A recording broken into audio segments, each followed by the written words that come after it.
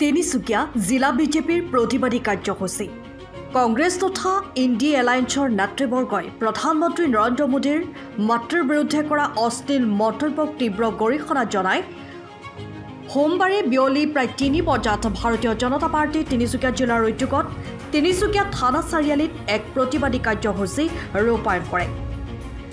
কাৰ্যসূচীত উপস্থিত থকা তিনিচুকীয়া সমষ্টিৰ বিধায়ক সঞ্জয় কিষাণে কংগ্ৰেছ দলটোৱে মাতৃক সন্মান নকৰা এটা দল বুলি কয় আৰু মাতৃক অপমান কৰাটোক গৰিহণা জনায় আৰু বিজেপিৰ সক্ৰিয় যুৱ নেতা মানৱজ্যোতি বৰুৱাই অসম প্ৰদেশ কংগ্ৰেছৰ সভাপতি গৌৰৱ গগৈক ক্ষমা বিচৰাৰ বাবে দাবী জনায়।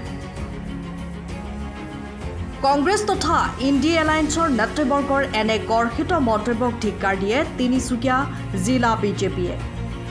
এই কাৰ্যসূচীত উপস্থিত থাকে তিনিচুকীয়া উন্নয়ন প্ৰাধিকৰণৰ অধ্যক্ষ কাজল গোহাঁই, পৌৰপতি পুলক চেতিয়া, জিলা বিজেপিৰ সভাপতি কুশকান্ত বৰা, যুৱ বিজেপি নেতা সিদ্ধাৰ্থ বৰুৱাৰ লগতে বিজেপিৰ সক্ৰিয় কৰ্মীসকল উপস্থিত থাকে।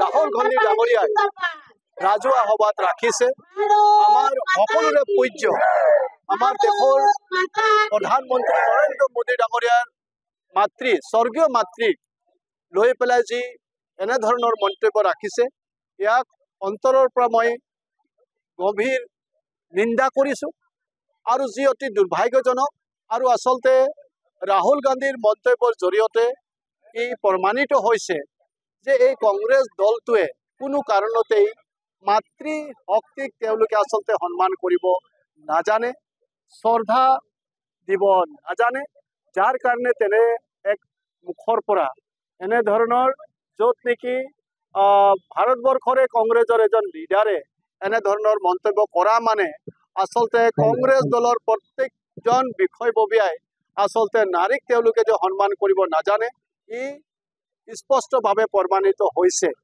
গতিকে আচলতে কংগ্ৰেছে বাৰম্বাৰ ইতিমধ্যে পৰাজয় বৰণ হোৱাৰ পাছত তেওঁলোকে দেশ বিদেশ তেওঁলোকৰ সকলো চিন্তা তেওঁলোকে আচলতে হেৰুৱাই পেলাইছে আৰু যাৰ কাৰণে এনেধৰণৰ মন্তব্য তেওঁলোকে আগবঢ়াবৰ কাৰণে আগবাঢ়ি আহিছে।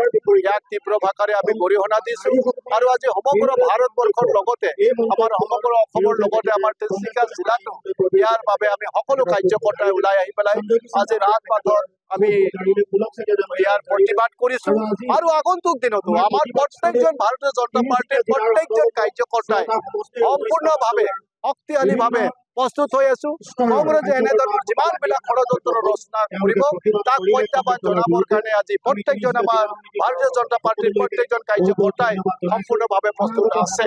গতিকে আমি সদায় মাতৃশক্তিক সন্মান জনাই আহিছোঁ, মাতৃশক্তিক আমি পূজন কৰি আহিছোঁ।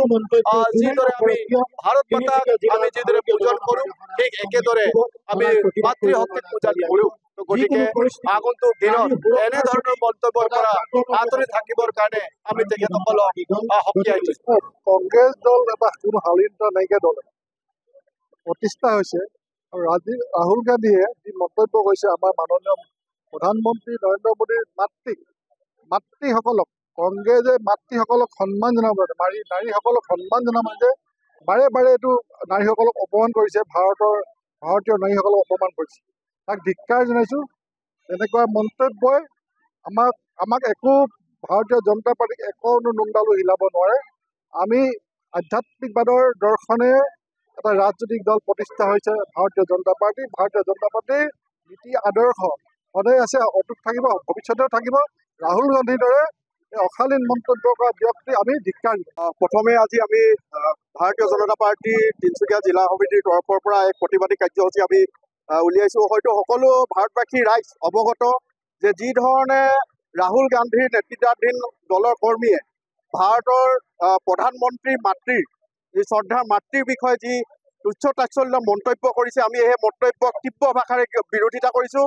কাৰণ আমি জানো যে আমি ভাৰতবৰ্ষখন সদায় মাতৃক আমি গুৰুত্ব প্ৰদান কৰি আহিছোঁ। গতিকে আমি ইয়াৰ পৰাই আমি জনাব বিচাৰিছোঁ যে কংগ্ৰেছ দলটি শৃংখলাবদ্ধ হওক, কংগ্ৰেছ দলটিৰ শাসন আহক, কংগ্ৰেছ দলটিৰ সুশাসন যাতে তেওঁলোকে কৰক, কোনো ধৰণৰ যাতে কু মন্তব্য নকৰে।